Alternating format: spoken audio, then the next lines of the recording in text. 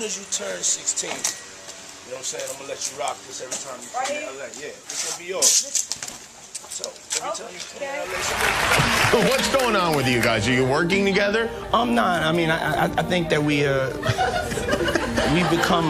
become friends in a strange way, you know. Like Robin Big. Yeah, it's like exactly. I'm big and you're Robin. Yeah, right. I can't really play the audio because of copyright. Justin Bieber singing. Diddy just rips it.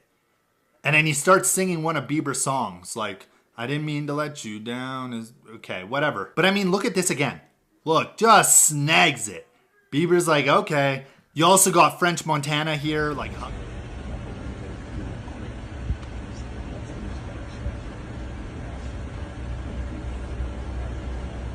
The Lamborghini for a day or two, and he had access to the house, and he knows better than to be talking about the things that he does with Big Brother Puff on national television.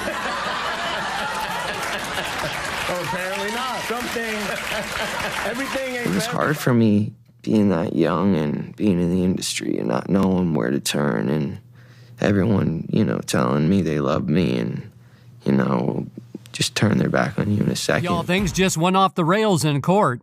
Diddy completely lost his cool after the attorney dropped a bombshell. An explosive video featuring none other than... The courtroom was filled with an eerie tension as the attorney methodically set up the evidence. The silence was deafening as the prosecution announced that a shocking video was about to be played. The atmosphere was thick with suspense, each person holding their breath as the screen flickered to life. Diddy sat upright, his expression neutral but his eyes betraying an unease that hadn't been there before. The audience, composed of journalists, legal experts, and eager spectators, leaned in collectively, their curiosity piqued. As the video began, a murmur rippled through the courtroom, sending waves of disbelief and shock. Now, would you ever send your kid to Puffy Camp? Hell no. He could buy you one also while you're out. You got me a Lamborghini. It's, Oh, well, that's nice. I haven't gotten it yet, though. Yeah, I know. When is that coming, that Lamborghini? We talked about this last He had time. the Lamborghini for a day or two, and he had access to the house, and he knows better than to be talking about the things that he does with Big Brother Puff on national television. Yeah, living in this shame, living in all this sort of stuff of my past, and I wasn't able to move. You ain't been calling me and hanging out the way we used to hang out. Well, I mean, you try to get in contact with me, you know, through all my, partners and whatnot. I think somebody needs to save that boy. He's strong, because with the memories that he has, it's an option. He's strong.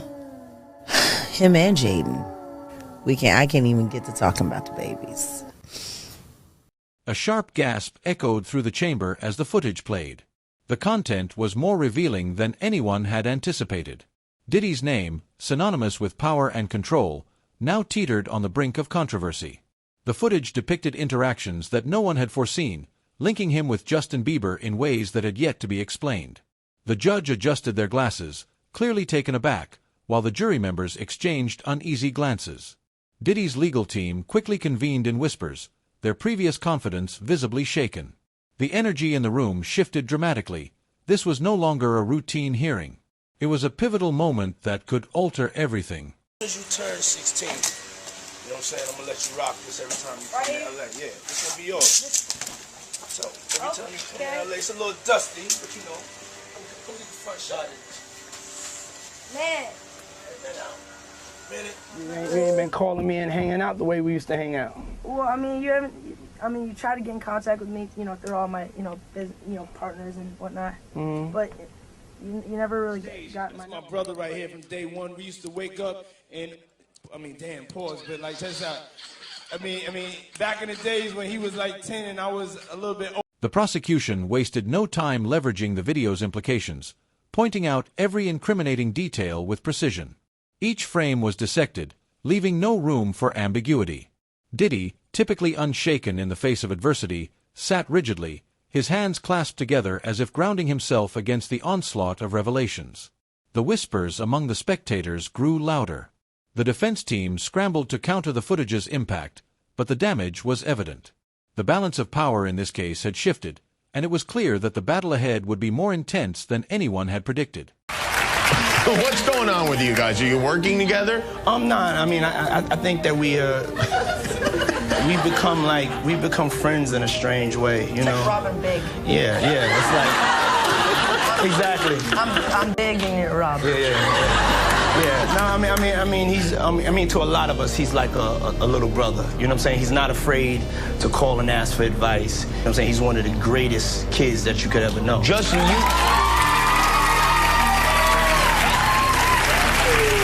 you know, he could buy you one also while you're He out. got me a Lamborghini. It's, Oh, well, that's nice. I haven't gotten it yet, though. Yeah, I know. When is that coming, that Lamborghini? We talked about this last He time. had the Lamborghini for a day or two, and he had access to the house, and he knows better than to be talking about the things that he does with Big Brother Puff on national television.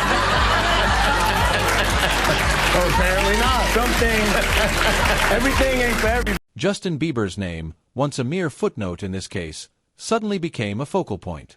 The video had unveiled a connection that was unexpected, leading to further speculation. What role did Bieber truly play in this situation?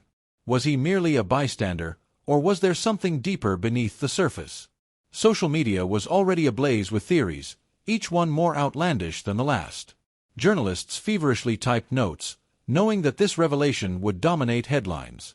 The stakes had just been raised, and everyone was scrambling to keep up. Just say, nobody's going to acknowledge this but me. Puff just said we used to wrestle over the Frosted Flakes, and we're streaming live. That was stupid. Listen, that was stupid. Listen. We having a good time, yo. Your usher made it in the... Hey, yo. A heated debate erupted between the prosecution and the defense, their voices rising with each exchange. The courtroom became a battlefield of words and legal strategies, each side determined to claim control over the narrative. The defense argued that the footage was misleading, taken out of context to craft a damaging story. Meanwhile, the prosecution maintained that it spoke for itself, painting a damning picture of Diddy's involvement. The judge's gavel struck sharply against the bench, demanding order. But the courtroom was already electrified, the air thick with anticipation and disbelief. Here they are, right? I can't really play the audio because of copyright. Justin Bieber singing. Diddy just rips it. And then he starts singing one of Bieber's songs, like, I didn't mean to let you down. Is okay, whatever. But I mean, look at this again. Look, just snags it. Bieber's like, okay. You also got French Montana here, like hugging him or whatever. People are saying the way he and French Montana hugged up, he was reminding him, I got power over you. Who see that hand reach in his pocket?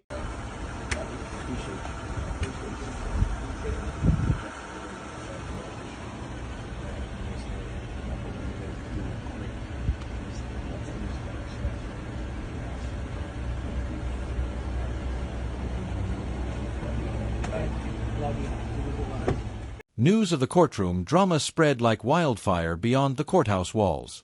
Social media platforms exploded with speculation and analysis, with hashtags trending worldwide. Memes, breakdowns, and reaction videos flooded timelines as people dissected every second of the footage. The case had become a global spectacle, with opinions split between outrage, disbelief, and fierce loyalty. Legal experts were pulled into round-the-clock discussions, each one offering their insights on what the video truly meant for Diddy's case. The world was watching, and there was no escaping the scrutiny. There to see the lifestyle, right? And I saw it, and it was, but I don't know if I could indulge and understand what I was even looking at. It was pretty wild. For the first time, Diddy spoke. His voice, usually smooth and commanding, carried a rare edge of frustration. He denounced the footage, calling it a carefully orchestrated attempt to discredit him. His legal team nodded in agreement, some taking notes while others carefully gauged the room's reaction. His words were filled with both conviction and a hint of desperation. Was this a strategic move to reclaim his power, or an unfiltered glimpse into his true emotions? The audience held its collective breath, waiting to see what would unfold next. Nothing like fellowshipping, you know? So we see each other around, but we don't get it. Usher, how you been, man? I've been seeing you so long. How much did we drink? My forehead is sweating like Uncle Leroy at the dinner table. It's hot as hell. It ain't that hot. Much more After being around that man, Sean Puffy Combs, I don't sleep to this day.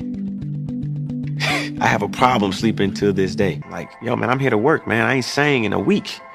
I mean, I'm 13 years old, and I'm telling him, look, you're gonna put me in the studio, man. You got Biggie Smalls in there, you got Craig Mack in there. I'm not here to party with you. I don't want to go to the clubs. Matter of fact, I'm too young to even be in here. Why you got me in clubs? We would fight. The judge called for a recess, but the tension in the courtroom refused to dissipate. Reporters rushed outside, eager to secure exclusive statements. The corridors buzzed with speculation, conversations overlapping in hushed tones. Even the legal teams appeared restless, their carefully planned strategies now in flux. This was no longer just a legal matter. It had become a cultural moment that would be remembered for years to come. Every individual in that room knew that they were witnessing history in the making. You said Justin Bieber, and I have to ask you because there's a picture circulating online where they show He's Justin. the new Tevin Campbell. Yeah, they show him crying. You're almost giving him a gateway to speak his truth of what happened to. I wish Tevin Campbell would speak to him or for him. Because the same thing that they did to him, they're doing to Bieber right now. And I have evidence.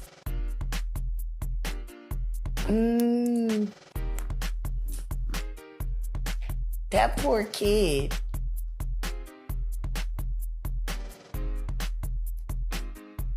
And all because he got discovered by Usher.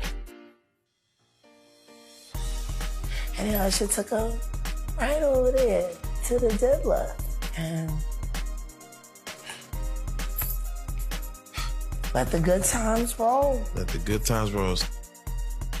As the recess ended, the courtroom reconvened with heightened anticipation. Just as things seemed to be settling, another revelation sent fresh shockwaves through the room. Another piece of evidence was introduced, reinforcing the claims made by the prosecution. The murmurs grew louder, with even the most skeptical observers now questioning the strength of Diddy's defense.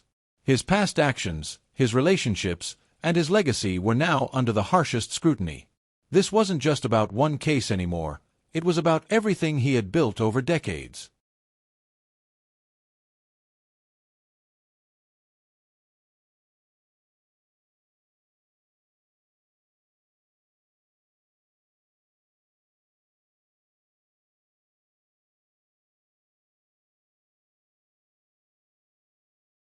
Seminal fluid that Justin Bieber was wiping away from his mouth when he brought his face up from Odell Beckham's groin in a club with Trey Songz on the lookout. The images are there. Diddy-fied. Hashtag no Diddy.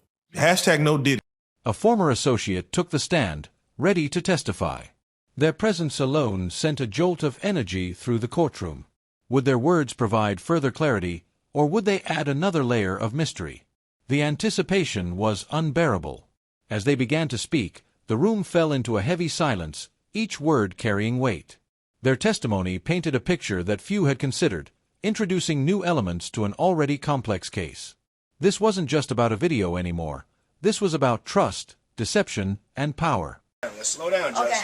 Let's slow down, okay? One step at a time. But yeah, the keys is yours when you get 16. You good to go. I'm good to go. Yeah.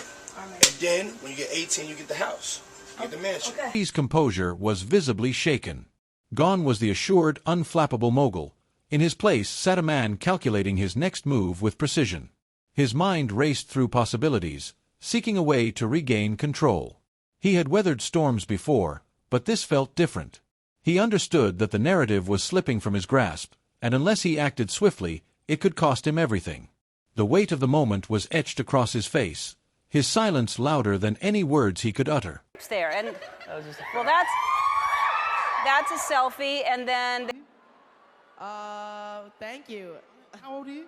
I'm 16. I'll be 17 in like 2 weeks. I don't ever remember smelling that good at 16. Like that was bad. Yeah. Wow, look at your eyes. As the attorneys delivered their final arguments, the courtroom felt like a pressure cooker. The prosecution presented their case with unwavering certainty, emphasizing the evidence and its damning implications. The defense countered with fervor, challenging every assumption and questioning the integrity of the footage. The jury listened intently, their expressions unreadable. This was the moment everything had been leading up to. Whatever came next would shape the future for all involved.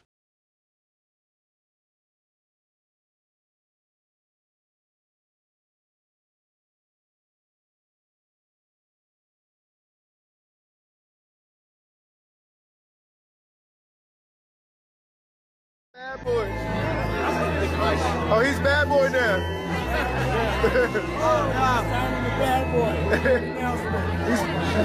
Here's your icon alert.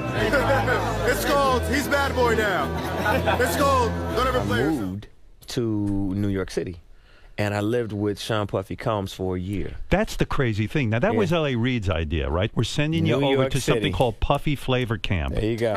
To learn Flavor Camp. Yeah, Flavor that's Camp. what it was called. The judge's closing remarks signaled the beginning of the end. The verdict had yet to be reached, but the impact of this case had already rippled far beyond the courtroom. The entertainment industry, the legal world, and the public at large would be discussing this for years. No matter the outcome, one fact remained. This case had irreversibly altered the narrative surrounding one of the most influential figures in music history.